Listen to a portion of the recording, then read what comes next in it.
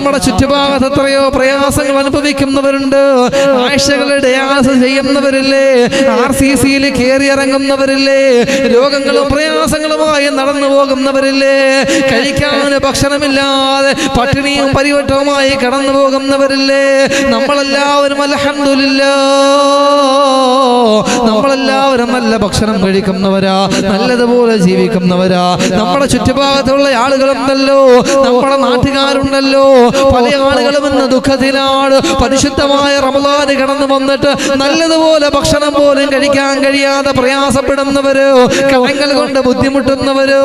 എന്റെ പ്രിയപ്പെട്ട മുസ്ലിമേ, ഒരാളുടെ സങ്കടം നമ്മൾ മാറ്റിക്കൊടുത്താ, ഒരാളുടെ വേദനയ്ക്ക് പരിഹാരം കൊടുക്കാൻ എന്നെയും നിന്നെയും കൊണ്ട് കഴിഞ്ഞാൽ അല്ലാഹുവിന്റെ റസൂൽ അവിടുന്ന് പറയുകയാ, നഫസല്ലാഹു അൻഹു ഖുർബതൻ മിൻ ഖുർബി യൗമിൽ ഖിയാമ.